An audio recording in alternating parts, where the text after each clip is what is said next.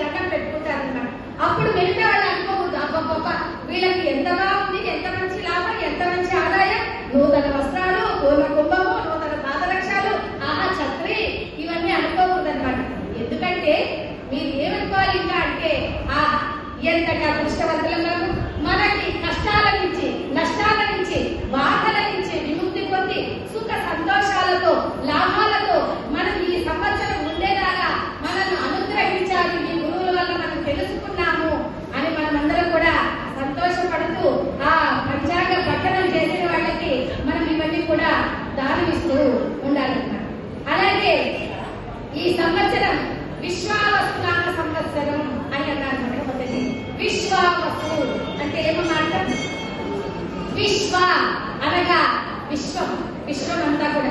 అందుకే మొట్టమొదట విష్ణు సహస్రనామంలో ఏమిటో మొదలవుతుంది? విశ్వం విష్ణుర్వ షట్కారో అంటారు కదా.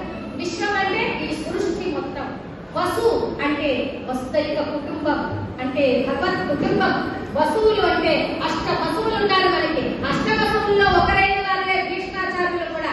అలాంటి దేవతలందరూ కూడా దిగి వచ్చి ప్రజలందరినీ ఆశీర్వదించేటువంటి సంవత్సరమే ఈ విశ్వావసు సంవత్సరం. కనుక చాలా గొప్పదైన సంవత్సరం, చాలా మంచి సంవత్సరం. మనకి పేరులోనే తెలుస్తోంది విశ్వావసు నామ సంవత్సరం.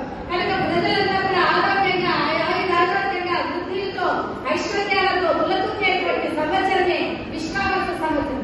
భగవంతుడే వస్తువుల రూపంలో దిగి వస్తే ఇక అంతకంటే అదృష్టం ఇంకోటి ఉంటుందండి. ఎందుకంటే భీష్మాచార్యులు లాంటి వాళ్ళు కూడా ఎంత బాధపడుతూ ఆయన మీ బాణాలతో ఉండి ఉన్నారో మీకు పురాణాలన్నీ ఉన్న వాళ్లకు మీకందరికీ తెలుస్తుంది. కనుక ఒక్కసారి ఈ సంవత్సర శ్లోకాన్ని మనం పఠిద్దాం. ఓం వైశ్వానరం